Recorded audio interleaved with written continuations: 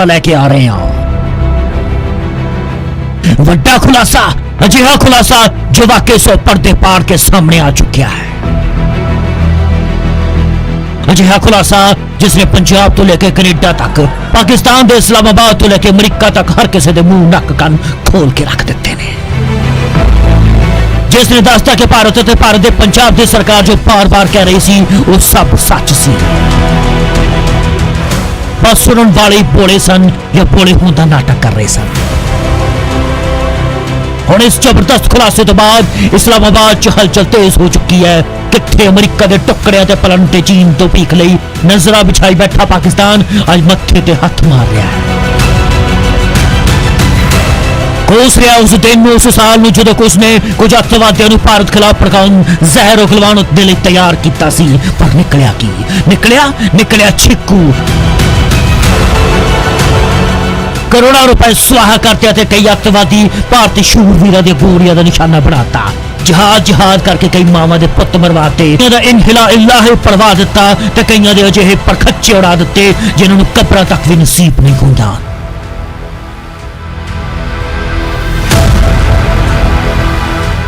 अजिहियां तलखियां जिहियां गुस्सा ते अजिहा सच इसलिए क्योंकि कनेडा दे एक थिंक टैंक ने पाकिस्तान ते सेक्स फॉर जस्टिस दे कानूनी सलाहकार अतवादी गुरबतवंत पन्नू ते उसदी एसएफजी दी दो तज्जियां उड़ा के रख दित्तियां ने।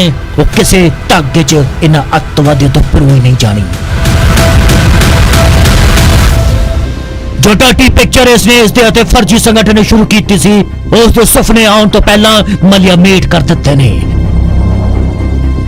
दरअसल अज जिस रिपोर्ट की गल असीं करन जा रहे हैं उस एक दो नहीं पूरे 39 थिंक टैंकर हैं, वो भी कनेडा दे, कोई बोर्ड ऑफ डायरेक्टर्स दे हैं ते कई एडवाइजरी काउंसिल दे मेंबर ते कई रिसर्च एडवाइजरी बोर्ड दे मेंबर ने।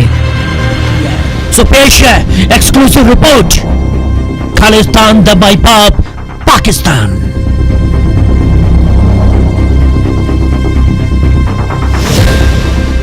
खालिस्तान एसएफजे ਅਤੇ ਇਸ ਦੇ ਗੁਰਗੇ ਗੁਰਪਤਵੰਤ ਪੰਨੂ ਦੀ ਗੱਲ ਵੀ ਕਰਾਂਗੇ, ਖੁੱਲ ਕੇ ਕਰਾਂਗੇ ਤੇ ਖੋਲਾਂਗੇ ਹਰ ਇੱਕ ਪਰਤ ਠਾ ਕਰਕੇ। ਠੰਡ ਰੱਖੋ, ਜਦੋਂ ਨਾਪਾਕ ਦੀ ਗੱਲ ਹੋਈ ਗਈ ਹੈ ਤਾਂ ਫਰਜੀ ਜਿਹਾਦੀਆਂ, ਫਰਜੀ ਸੰਸਥਾਵਾਂ, ਫਰਜੀ ਚਾਲਾਂ ਬਾਰੇ ਤਾਂ ਗੱਲ ਹੋਵੇਗੀ। बहरहाल आज असीं तुहानूं एक सच्ची घटना बारे दस्सण जा रहे हैं जिसका सारा काला चिट्ठा इस रिपोर्ट च लुकिया होया है। फरोलदे हां, विखाउंदे हां ते सुणाउंदे हां पूरा माजरा की है।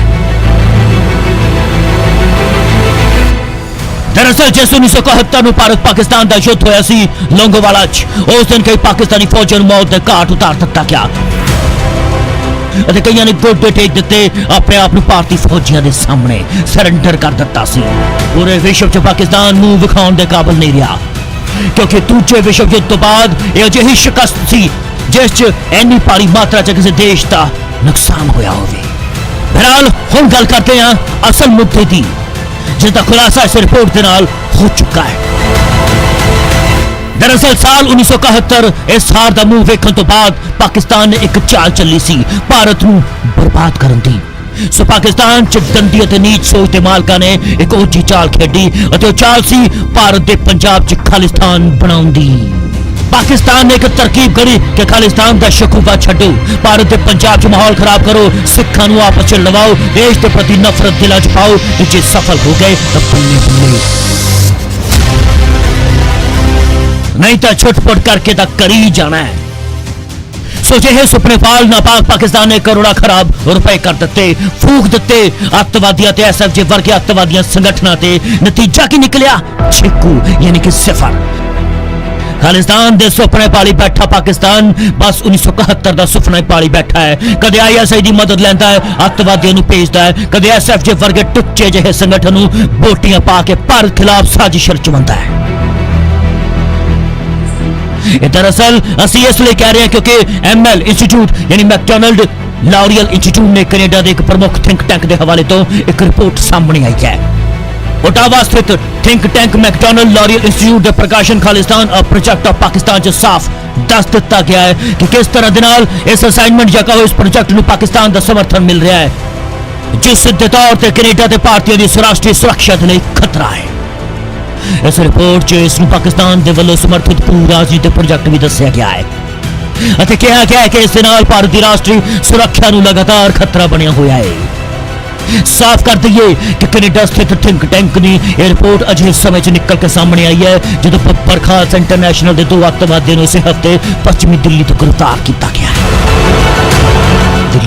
दिल्ली पुलिस के स्पैशल सैल ने इन्होंने गिरफ्तार किया सी अते अधिकारियों के हवाले दे नाल कई मीडिया रिपोर्ट च यह भी दस्सिया गया है कि अजिहे अतवादी किवें खालिस्तानी सरगनावां जिन्हां नूं पाकिस्तान अते उसकी ISI कंट्रोल करती है दे निर्देश ते निशाना साधते हुए कतलेआम नूं अंजाम देंदे ने। यानी कि हुण इस थिंक टैंक ने साफ करता कि खालिस्तान पाकिस्तान का एक प्रोजेक्ट है। खालिस्तान पाकिस्तानियों के हाथ खेड रहे हैं। इस रिपोर्ट से सवाल चुके गए ने कि पाकिस्तान नूं हिंदुस्तान के पंजाब च ही क्यों खालिस्तान चाहिए, पाकिस्तान च क्यों नहीं चाहिए। रिपोर्ट से सनसनीखेज खुलासा निकल के सामने आ चुका है कि कनेडा च ठग्गां ते राजनीतिक दलालां ने इस मुद्दे नूं जिंदा रखा है। अजिहे लोकां दे जरिए खालिस्तान नूं मुद्दा बना पाकिस्तान भारत अते कनेडा की सुरक्षा नूं खतरा पहुंचाना चाहता है। पन्नू दा रेफरेंडम 2020 भी पाकिस्तान का हिस्सा है। इस रिपोर्ट च इहो दस्सिया गया है कि रिपोर्ट च साफ कर दिता गया है कि खालिस्तानियों का अपना कोई वजूद नहीं, सब कुछ पाकिस्तान का ही कर रहा है, वही इन्हों फंडिंग करता है। उन्होंने टुकड़े ते अजिहे लोग अपना ते अपने घरदियां दा ढिड भरदे ने क्योंकि पल्ले ते इन्हां दे कुछ भी नहीं है। बहरहाल इस रिपोर्ट ने कई चौंका देने वाले खुलासे कर दिते ने, जिस विच सब तो बड़ा खुलासा होया है कि खालिस्तान दा बीज पाकिस्तान के साबका प्रधानमंत्री जुल्फिकार भुट्टो ने बीजिया सी 1971 की हार का बदला लैण दे लई। इन्हें सोचा सी कि भारत की जमीन ते खालिस्तान बना के उसकी धरती तो अगे वध के भारत खिलाफ होर जंग नूं तेज किया जाएगा। जुल्फिकार चाहते सी कि भारत और पाकिस्तान दे विच एक तकनीकी बफर बनाया जाए ताकि भारत दे नाल 1971 की जंग च मिली हार का बदला लिया जा सके। पर हुण इस रिपोर्ट च जिहादियों के खालिस्तानी अतवादियों के गठजोड़ का पर्दा फाश हो चुका है। कैरी ने अपनी रिपोर्ट च साफ तौर पर किया है कि खालिस्तानी आतंकवादियों ने 35 साल पहले एक विमान च विस्फोट कर दिता जो कि 9/11 हमले च पहला दुनिया के हवाई यात्रा के इतिहास च सब तो बड़ा हमला सी। टेरी ने साफ कर दिता है, स्पष्ट कर दिता कि पाकिस्तान लगातार खालिस्तान आंदोलन के समर्थन दे रहा है। टेरी ने किया है कि सच्चाई यह है कि इस आंदोलन तो बाद भी कनेडा के सिख अपने गृह राज पंजाब वापस नहीं परते। उन्होंने कहा कि कनाडा के लोगों के लिए पाकिस्तान का एक कदम बड़ा राष्ट्रीय खतरा बन चुका है। उन्होंने स्पष्ट कर दिता क्योंकि पंजाब च खालिस्तान के हुण कुछ ही समर्थक बचे ने, इसलिए कनाडा च पाकिस्तान के समर्थकों को पाकिस्तान मदद वध चुकी है। ये खालिस्तानी हुण न केवल भारत बल्कि कनेडा के भी राष्ट्रीय सुरक्षा दल एक बड़ा खतरा बन चुके हैं। खालिस्तान एक प्रोजेक्ट ऑफ पाकिस्तान नाम के प्रकाशित परियोजना च यह भी दस्सिया गया है कि भावें भारत च खालिस्तान नूं लैके बहुत समर्थन नहीं है, लेकिन पाकिस्तान लगातार एक तो बाद एक खालिस्तानी अंदोलन नूं जिंदा करने की कोशिश च जुटिया होया है। इस लिए पाकिस्तान के जिहादी समूहों ने सिख अलगाववादियों के नाल हथ भी मिला लिया है और मिल के भारत के खिलाफ साजिशों नूं अंजाम देने च जुटे हुए ने। रिपोर्ट के मुताबिक खालिस्तानी अतवादी नवंबर 2020 स्वतंत्र खालिस्तान के लिए जनमत संग्रह करना चाहते हैं। हालांकि कनेडा सरकार ने कहता है कि वो इसकी मान्यता बिल्कुल नहीं देंगे। बहरहाल चलो कनेडा च इस रिपोर्ट के आने तो बाद उत्थे दी सरकार की की प्रतिक्रिया है, रेफरेंडम 2020 नूं लैके इस ते भी झात मारी लैंदे हैं।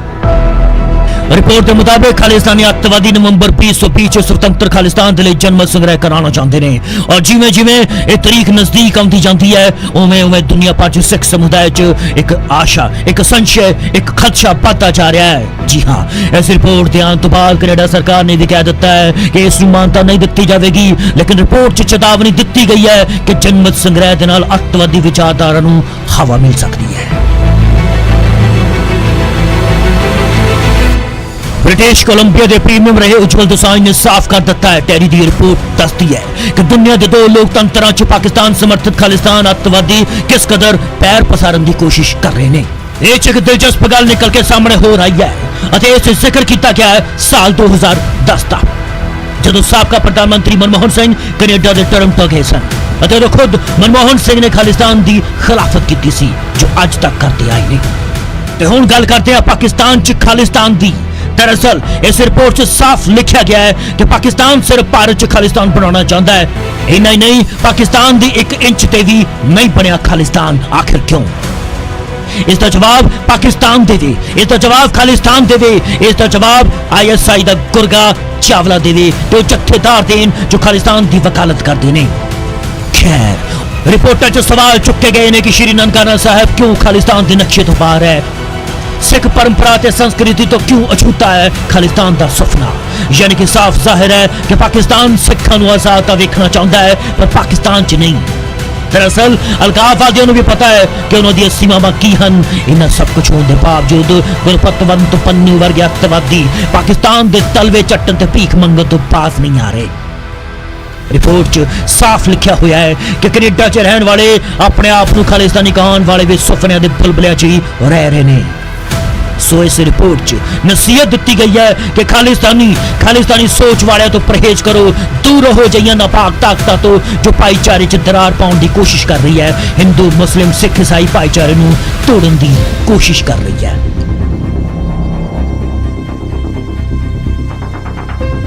चंडीगढ़ न्यूज़ डेस्क तो नीरज बाली दे नाल ब्यूरो रिपोर्ट न्यूज़ 18 पंजाब।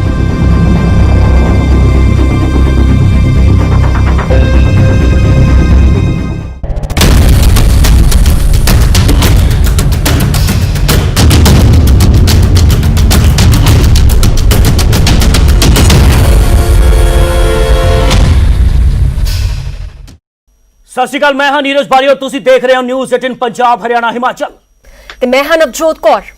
दरअसल अज गल असीं एक रिपोर्ट की करन जा रहे हैं, रिपोर्ट जो तुहाडे रोंगटे हिला के रख देगी। सही मायने दे विच इस रिपोर्ट ने पूरे देश दे विच खलबली मचा दित्ती है और देश दे विच इस चीज़ नूं लैके, इस रिपोर्ट नूं लैके कई सवाल खड़े होण लग पे ने। और सब तो बड़ा अगर असीं गल करिए इस वेले जो हाहाकार मचिया होया है वह मचिया होया है कनेडा अते पाकिस्तान दे विच। दरअसल पाकिस्तान तो एक खुफिया रिपोर्ट तैयार की गई है कनेडा दे एक थिंक टैंक ने। मिस्टर कैरी जो कि इस वेले साडे नाल मौजूद भी ने, उन्होंने एक रिपोर्ट तैयार की है और इस रिपोर्ट नूं तैयार करन दे पिछे उन्हां दी मंशा की सी, इस रिपोर्ट नूं तैयार करन नूं वक्त कितना लगा है, सारे सवालों के जवाब असीं उन्हां तो लवांगे। लेकिन इस विच दस दईए कि खालिस्तान की स्थापना या कहो खालिस्तान शब्द ये ईजाद किया गया सीगा 1971 की जंग तो बाद। जुल्फिकार भुट्टो उस वेले दे प्रधानमंत्री ने भारत नूं बर्बाद करन दी कोशिश जो कि इस वेले तक की जा रही है। नीरज एक बार अपने दर्शकों को दस दिए पूरा ब्यौरा देना चाहते हैं क्योंकि खालिस्तानी मूवमेंट कोई आम लड़ाई नहीं सी। The seed was basically originated few years back and the way it has gain the wide spread. So फिलहाल साडे नाल साडे ਜਿਹੜੇ दर्शक भी साडे नाल जुड़े हुए हैं, इस दे नाल साडे नाल स्पेशल गेस्ट फॉर दिस आर साडे नाल जुड़ चुके हैं। मिस्टर टेरी जुड़ चुके हैं साडे नाल खास। Welcome you sir to the News 18 network and we would like you to ask with this question first that what was the basis of preparing this report? Why did you feel the need of preparing this report first? The answer is the referendum. The Sikhs for Justice is an organization in the United States and Europe and in Canada which is trying to drum up interest in the so-called referendum 2020, which is scheduled in November, which is supposed to show the world that the Sikhs want an independent state. And they have been quite successful in getting some interest in the Sikh diaspora, that is Sikhs outside India, but unsuccessful in getting any interest inside India.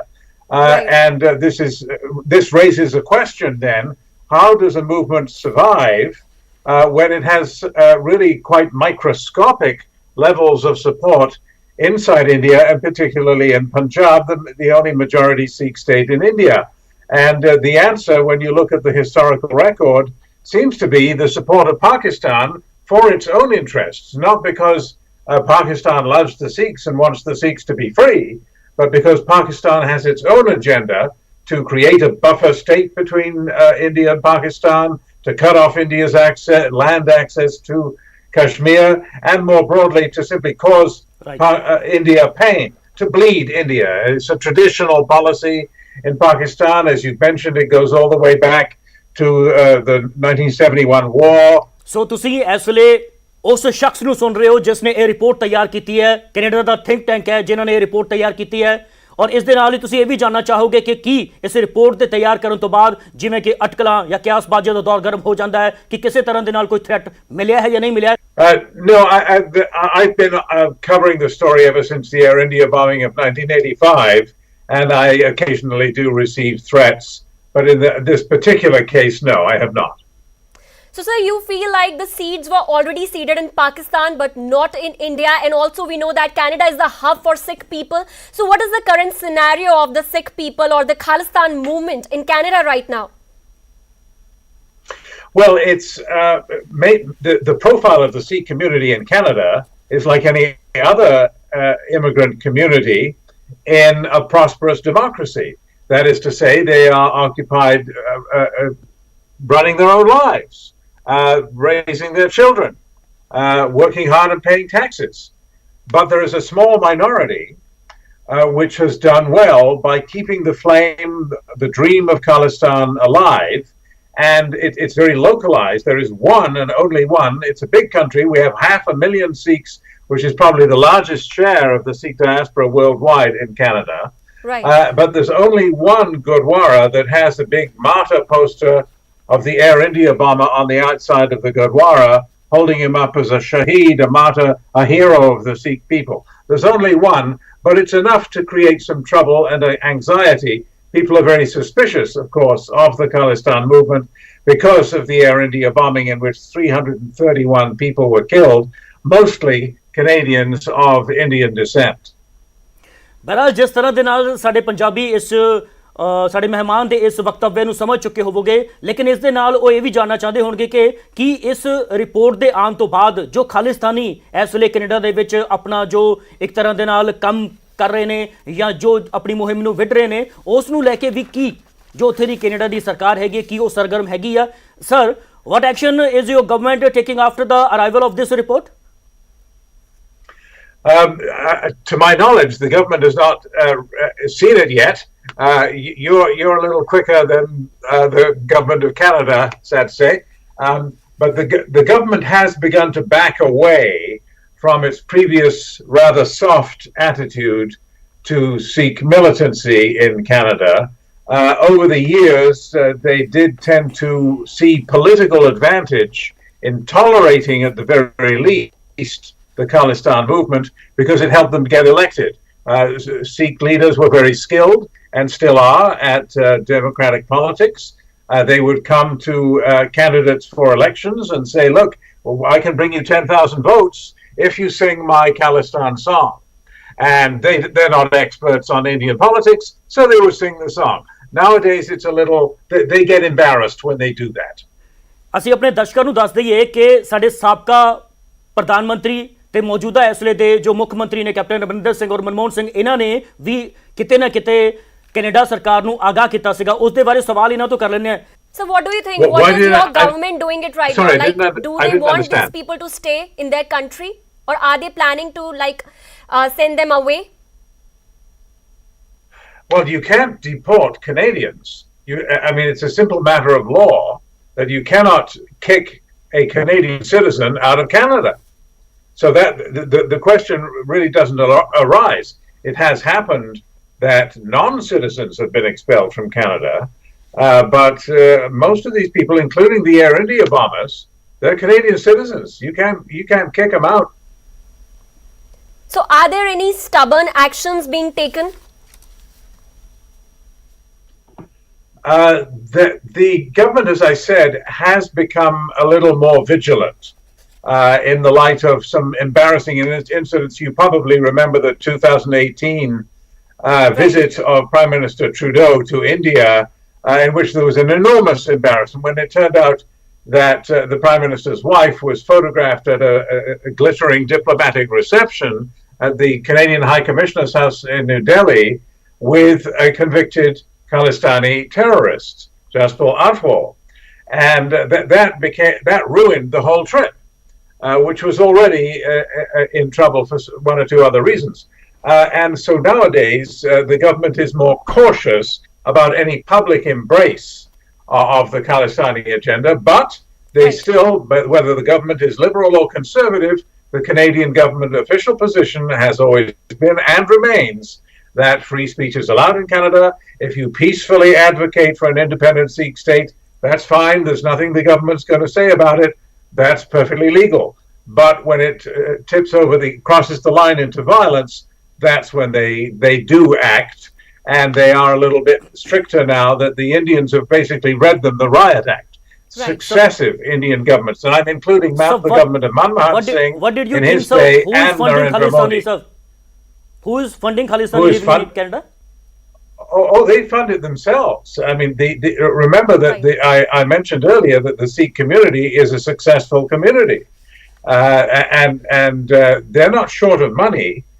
They're short of opportunity. They can't operate freely in Punjab.